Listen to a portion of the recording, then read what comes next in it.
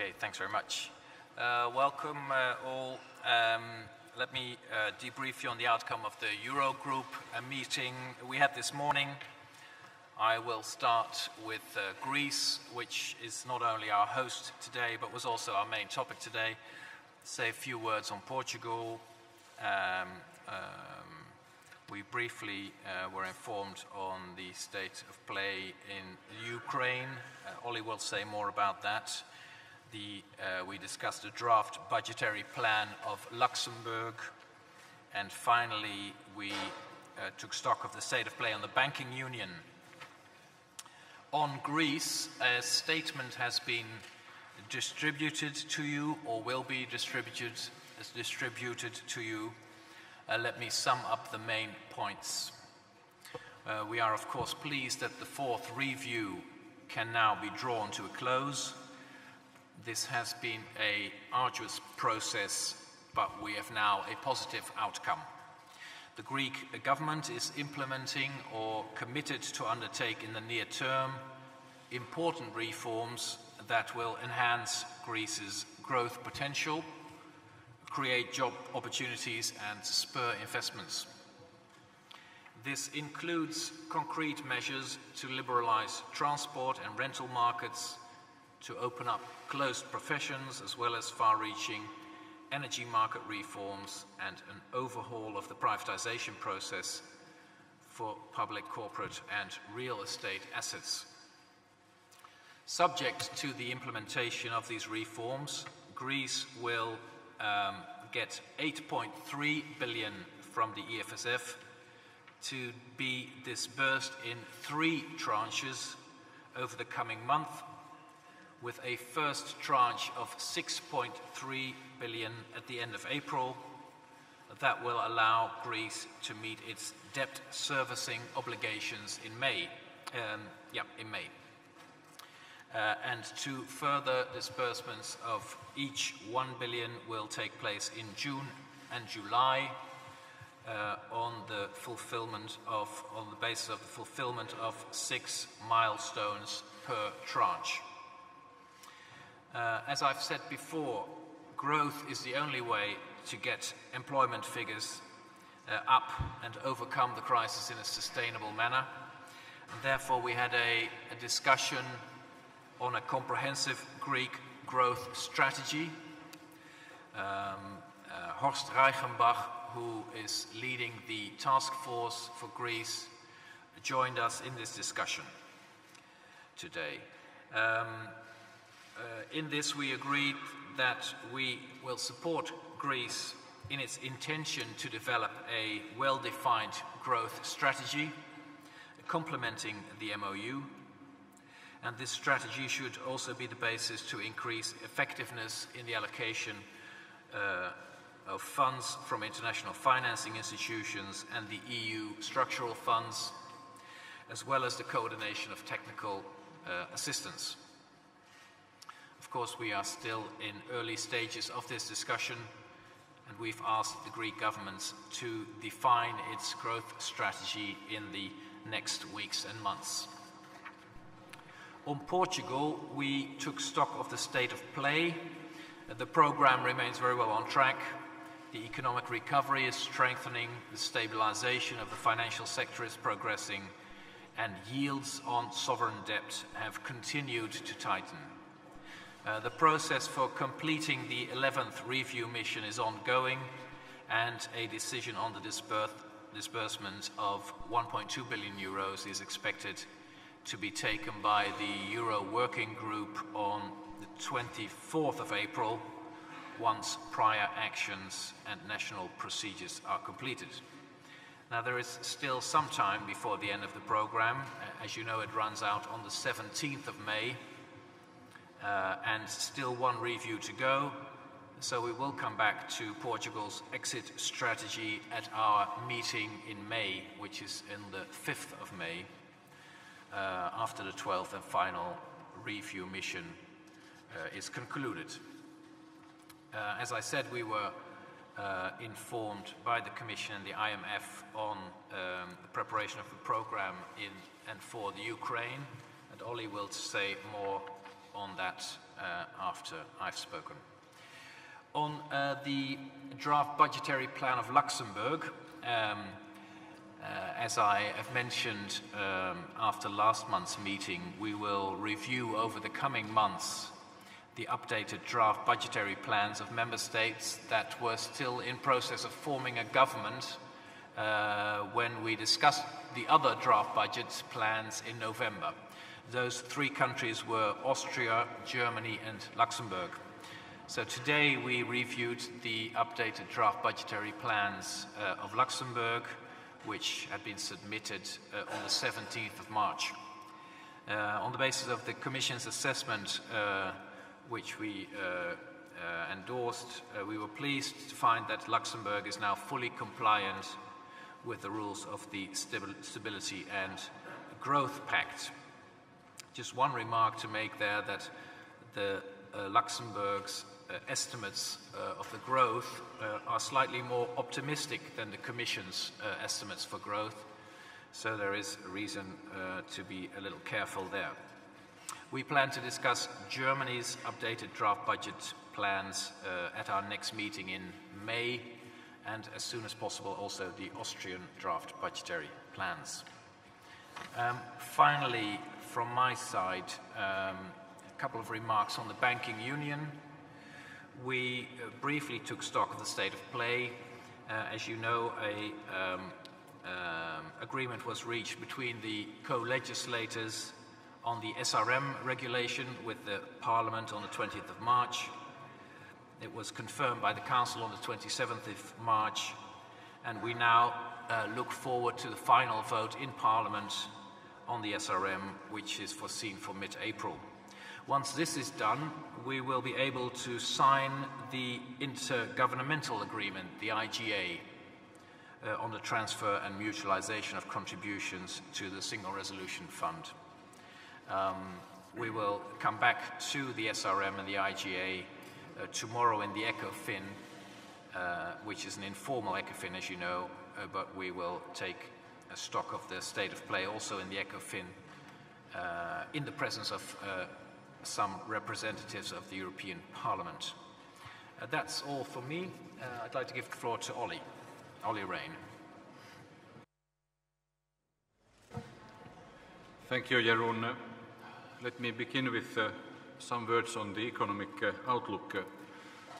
In fact, the picture has not changed substantially since I presented the Commission's winter economic forecast in the end of February.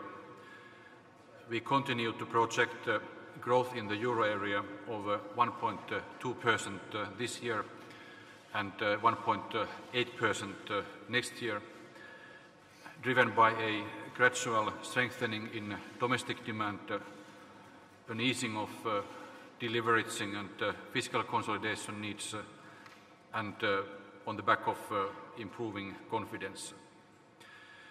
The Commission's economic sentiment indicator for the euro area rose again in March, and it is now clearly and firmly back above its long-term average. The February unemployment data that has just been published earlier today shows that joblessness is now falling in a majority of member states, with some of the sharpest improvements being recorded in Ireland, Latvia and Portugal. This shows that the strong implementation of the economic reforms set out in the programs can deliver a real turnaround in job creation. The financial market situation in Europe remains stable, and the positive long-term momentum is being continued, and this is being supported by sustained accommodative monetary policy, expectations of continuing economic recovery, and confidence in the positive effects of the banking union. Nevertheless, we need to focus on strengthening the recovery for the sake of stronger growth and job creation, and thus it is essential to maintain the momentum of economic reforms now. To minimize risks to the economic recovery, it is very important to create the right conditions for economic stabilization in Ukraine in order to help stabilize also the political situation in the country. I reported to the Eurogroup that the Commission has been working intensively to prepare swiftly a package of macro-financial assistance for Ukraine. A staff-level agreement has been reached by the IMF, which I understand will soon be presented to the Executive Board for approval. This would allow also for a first disbursement to be made in parallel and swiftly to Ukraine by the European Union, because our MFA, our macro-financial assistance, is conditioned to be parallel to that of a standby arrangement by the IMF. It is in the essential interest of Ukraine and Europe to maintain peace and stability in our continent. This stability support will help in stabilizing the worsening economic and financial situation in Ukraine, and therefore it will be one vital part of achieving a political solution to the crisis. In fact, the role that Europe can play in supporting the development of Ukraine is illustrated by the difference in growth performance of Ukraine and Poland over the past 2 decades. And on this I want to show you one slide because it is extremely telling of the diverging growth paths between Poland and Ukraine. In other words, whereas the 2 countries started at quite similar income levels in the early 1990s, today's Poland's per capita national income at purchasing power parities is around 2.5 times that of Ukraine. So national income or GDP per capita is 2.5 times that of Ukraine in Poland. Of course, many factors have affected these divergent growth paths, but it is crystal clear that Poland's steady course of economic and institutional reform to unleash her growth potential and to ensure the rule of law, as well as her political and economic integration with the European Union, have been key drivers of investment and growth. For Ukrainians, the association agreement with the European Union came to symbolize this difference. It became seen as a chance to end this story of being left behind, and it really was not the EU that instigated the street demonstrations that led to the fall of the corrupted old guard. We wouldn't even have been able to do so, but it was the European way of life, the better civil liberties, better legal protection, better living standards that were behind these events. And that's why Ukraine and Ukrainians must have the right to determine their own future, including closer political and economic ties with the EU, the benefits of which are very clear for the citizens of Ukraine.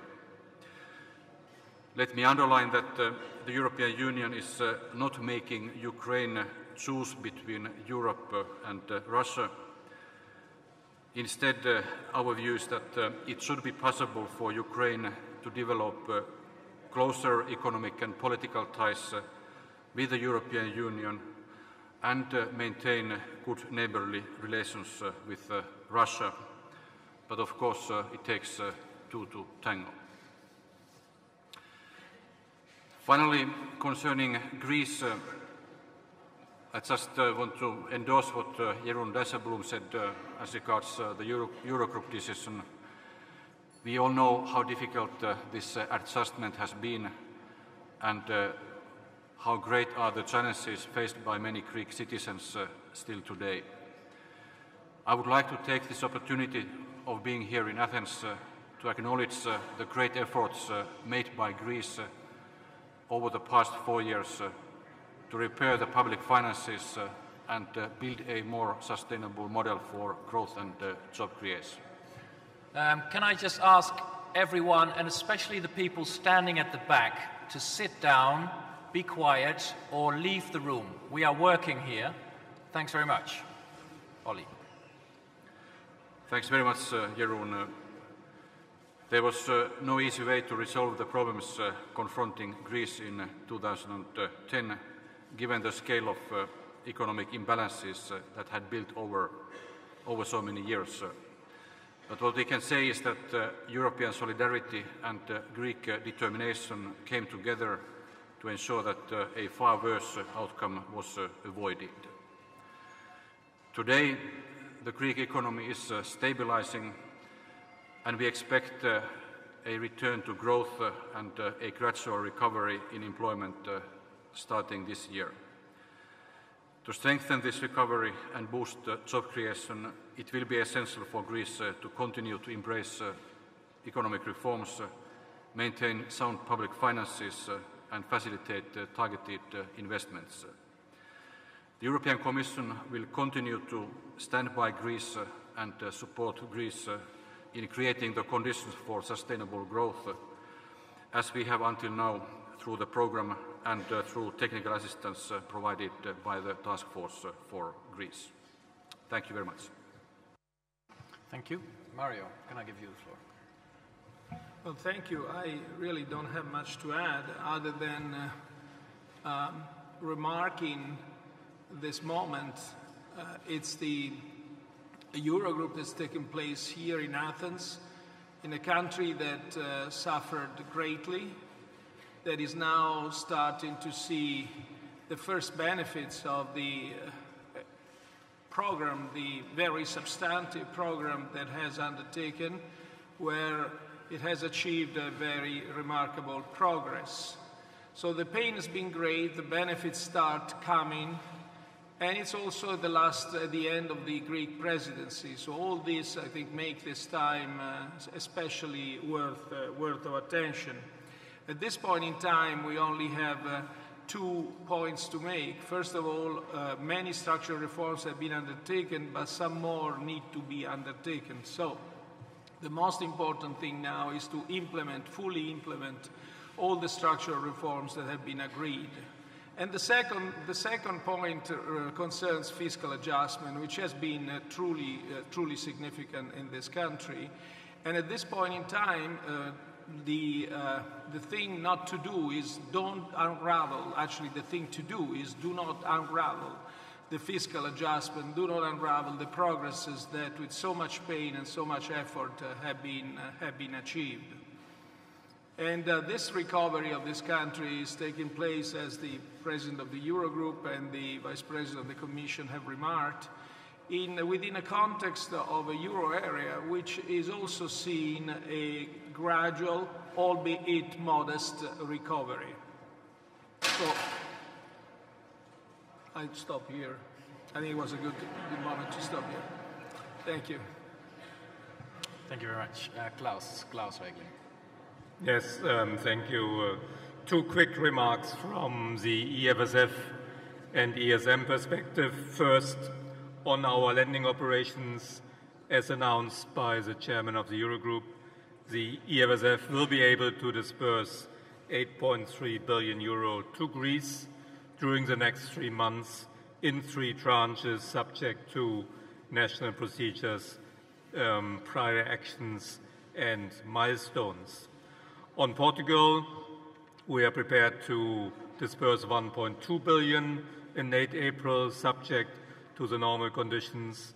This will be the last disbursement to Portugal under the current program and conclude our lending, which amounts in total to 26 billion euro to Portugal since June 2011.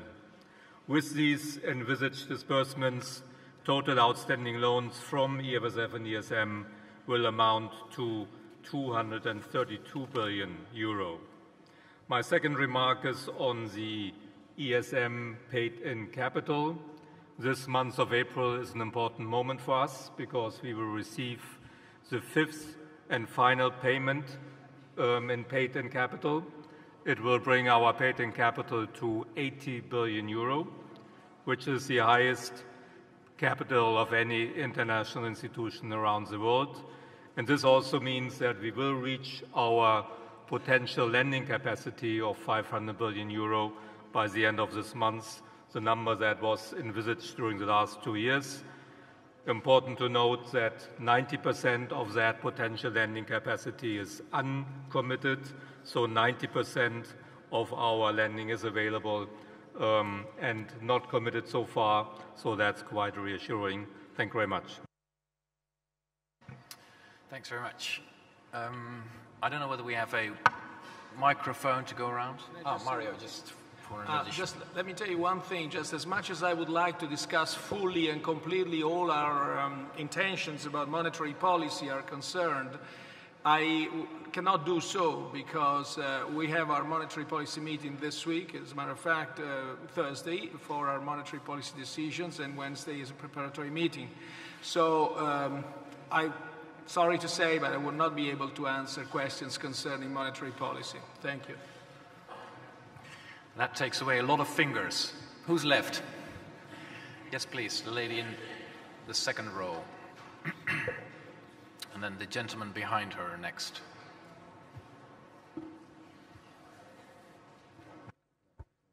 Sorry, I'm asked to stand up. Martina Esteves from the Wall Street Journal. 2 questions, please. One on Greece. There seems to be still 1.8 billion left on the Eurozone side of the bailout. Why is that not being dispersed in this tranche, and when do you expect that to be dispersed? And the second question on France. We understand that your counterpart, Mr. Moscovici, is not here, possibly because of the reshuffle in Paris of the government. We also heard French President François Hollande say last night that he would come to his counterparts into the ECOFIN and ask for some slack with regards to implementing France's commitments on its deficit so that France's economy can pick up faster and contribute to the Eurozone recovery. Have you received any such communication from Mr. Hollande or the French side, and how do you feel about that? Thank you. The first question on the size of the tranches, as I said, there is still 8.3 billion to be dispersed, but perhaps Klaus can shed light on where the confusion has come from. Yes, what you said is correct.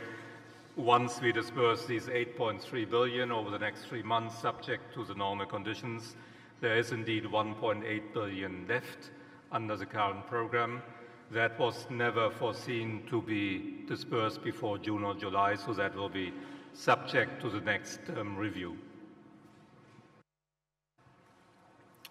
On the second question, we understand that France has a new prime minister since yesterday, who is now jointly with the president taking on a reshuffle of the cabinet.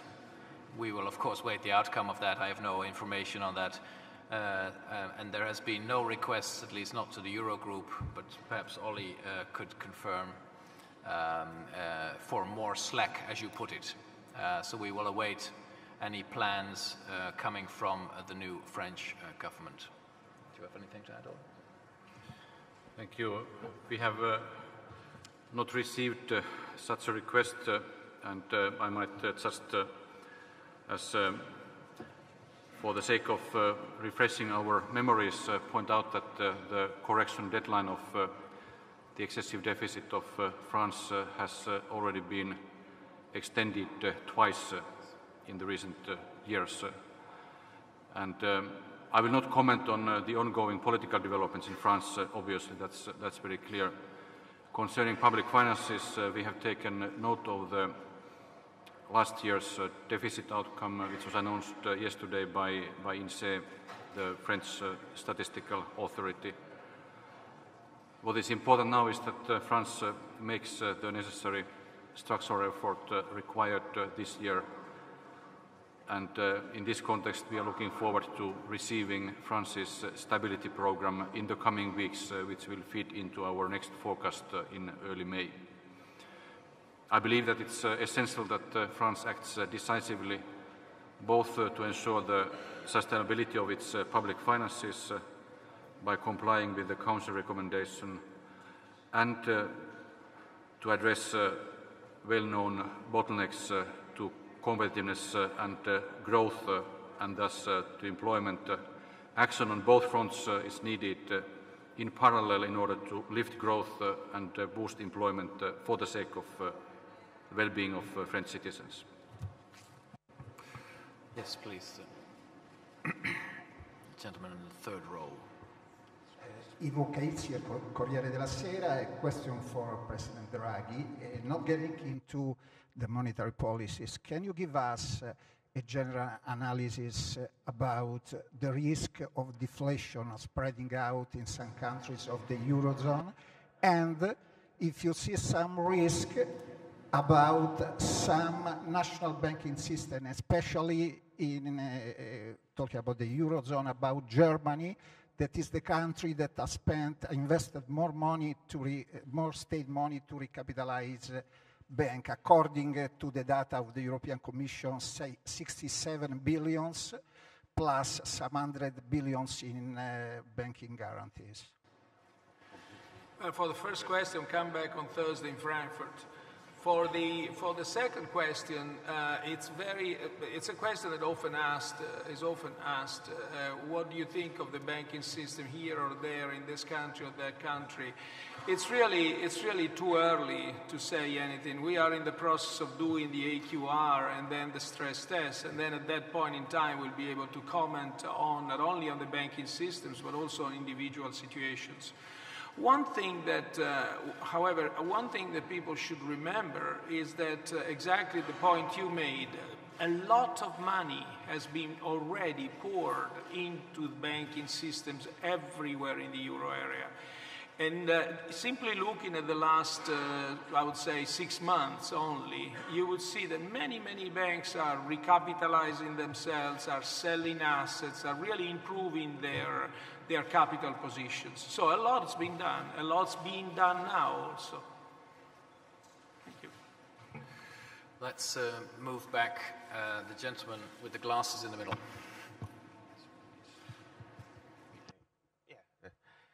Nikos Chrysoleras with Bloomberg News. You're saying in your statement that the Greek program is fully financed until mid-2015, well, for the next 12 months. And the statement says that part of this financing will come from internal borrowing between Greek government agencies. Have you discussed today where will the rest of the financing come from? Have you discussed the prospect of Greece maybe? Do you expect Greece to cover some of its financing needs from the bonds markets and return to the bonds market in the next 12 months? No, it's actually, we've had reassurance from the Troika institutions that the program is fully financed and that Greece is fully financed for the coming 12 months.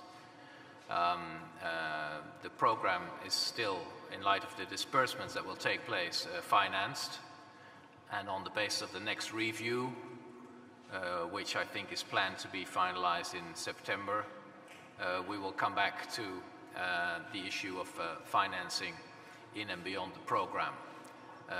But it was on the basis of the Troika advice that we simply took stock of the situation. The situation is that the program and Greece is fully financed for the next 12 months. I don't know whether Olli would like to fill that in. Just to second what you said and to say that the next review mission will start. The next review will start in the course of the summer, and I hope it will run the normal expected 3 months, so that we don't have to spend Christmas break in Athens. Even though it's a lovely city, but I would prefer to conclude it in time and have it done in the course of the coming autumn. We'll do one more question on this side. The gentleman who's right beside you, and then we'll move to that side.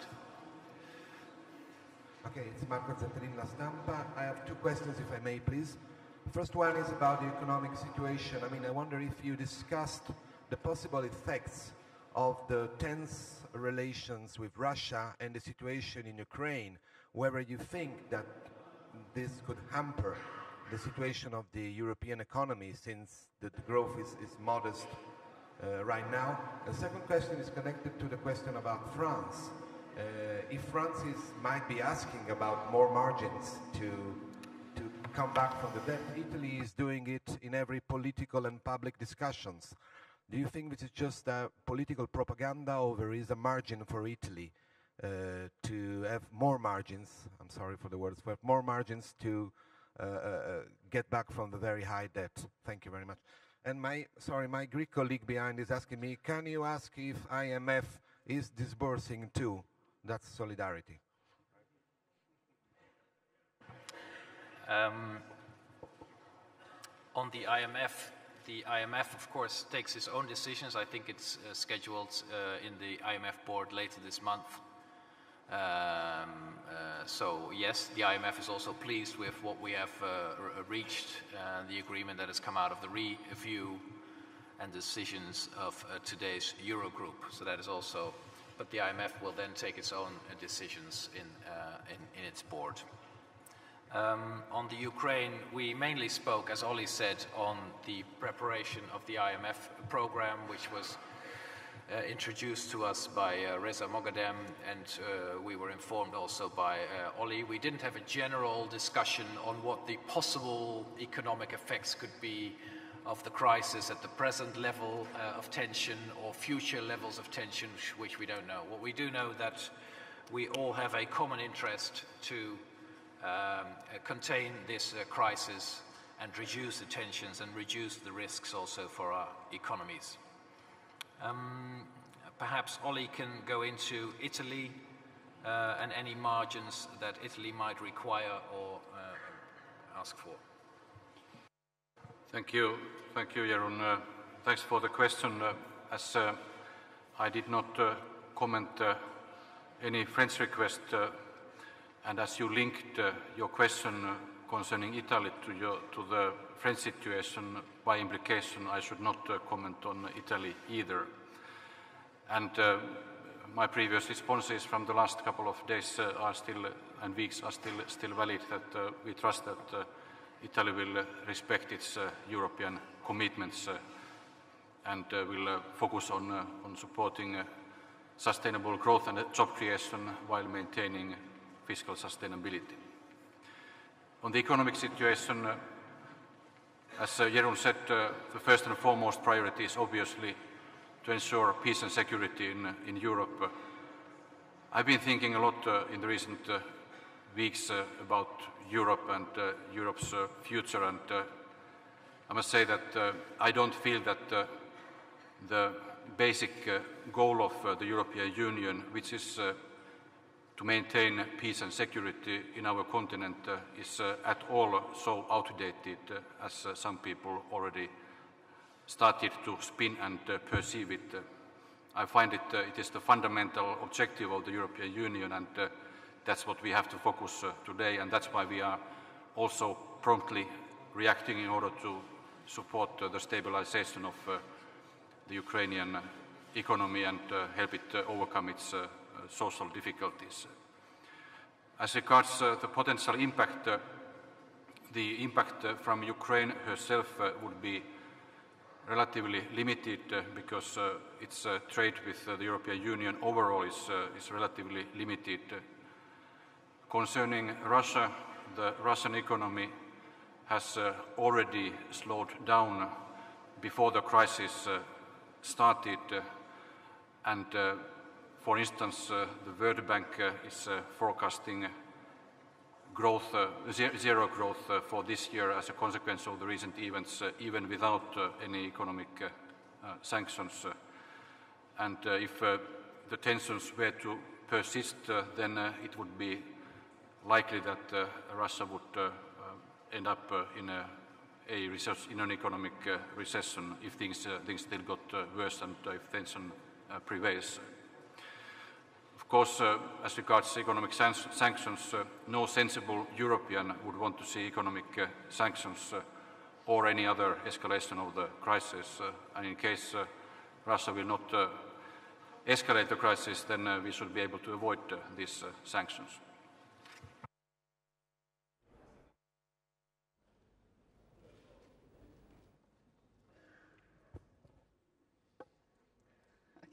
Eleftheria Arlapanu from Imerisia newspaper.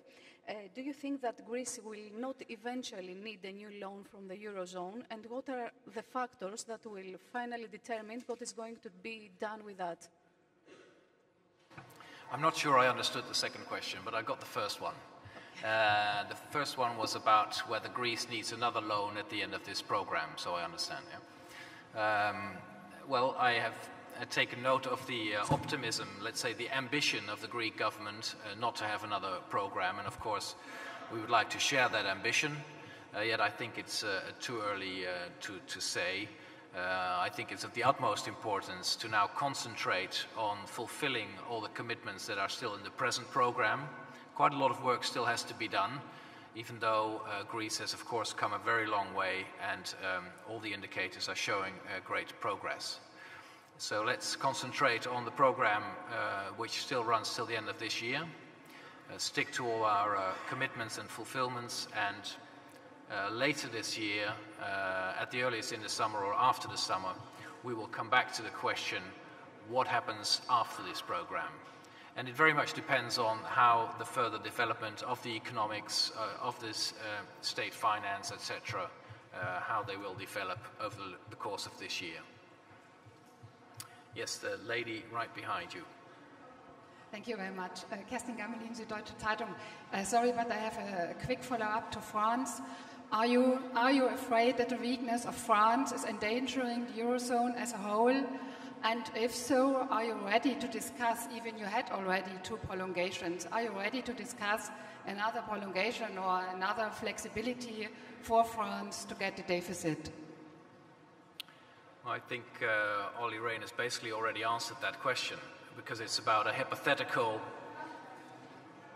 I don't think we should speculate. I think that France is well aware of its commitments. They have already been given more time, as a matter of fact 2 years, and work is obviously still to be done, and I'm sure that the new French cabinet will be aware of its obligations to the Growth and Stability Pact. And I don't think it's very useful to speculate on whether any requests will come from that, and etc.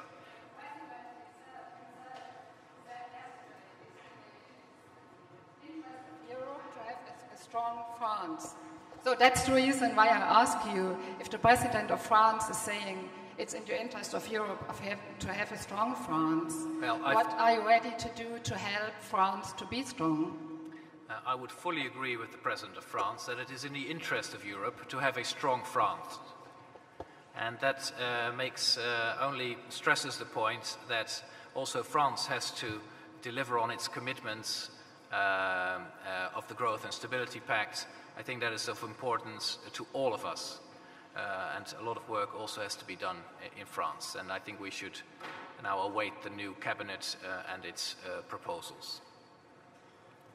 Yes, please, the gentleman over there. Spiros Dimitrelis from Star Channel, Star Channel of Greece. A question for Mr. Rehn. Last Sunday, Greek Parliament passed a bill with the reforms agreed between the Troika and the Greek government. I would like to ask if the European Commission has any reservations about the content of this bill. For example, for the reform at the distribution of milk. Is it possible to have some changes in this bill in the near future? Thank you. Thank you. I want to first of all express my appreciation to the very intensive and hard work done by the Greek government as well as by the Greek Parliament in completing these decisions in time for this disbursement to be started now shortly. That's been very important, and the decisions especially concerning economic reforms and the social dividend are a very important balance so that we can support economic growth in Greece and at the same time the vulnerable are taken care of. At the same time, there may be some details which we have to study because the legal texts are in Greek, which is natural, and we may review some of the details, but I don't expect any significant or any major changes in this regard. Okay, two last questions. The gentleman with the glasses there, and then the lady who is 2 rows in front of him. Argyris Papastathis στο βήμα, Athens. No, please continue. It's me. Okay. Yeah. Question for you, Mr. President. Last year you were here in Athens and you said, I believe it was May, that we will open the Greek debt issue in the Eurogroup of April 2014. So we're here, and my question is, did you open the discussion, and how do you plan to work in your next meetings on the Greek debt? Yes, I think you haven't quoted me quite correct. What I've said is that we will come back to the issue of the future program and also the debt sustainability. But one of the things that we need is the Eurostat data, which will come out this month. That's probably where you picked up April. But they will come out, I think, on the 27th or the 23rd, or so. At the end of the month, we will have the Eurostat data. So we will come back to that. Obviously, take into account also the question: does there need to be a follow-up program, etc.? What would that look like? And take into consideration how the sovereign debt is developing and what the debt sustainability figures look like, but not at this time. Yes, the lady. I'm sorry. You're running out of time. Irina Xalora from the newspaper Tanea. Could you tell us a little bit more on the growth strategy that you are discussing with the Greek government? For example, will there be some extra funds available for Greece in case, depending on the progress it makes? It's a little early to say much in detail, but it refers, of course, to some of the main issues that we have to address to allow Greece to strengthen its growth path. These issues concern the return of investment, both outside and inside investments, the return of credit to SMEs, but also the strong coordination needed between the international institutions, including also, of course, IMF, World Bank, and the European institutions. So we will come back to these issues, but these are some of the elements that have to be addressed in order to supplement the program and all the reforms that we already agreed with the Greek government. I think that's all for now. Thanks very much.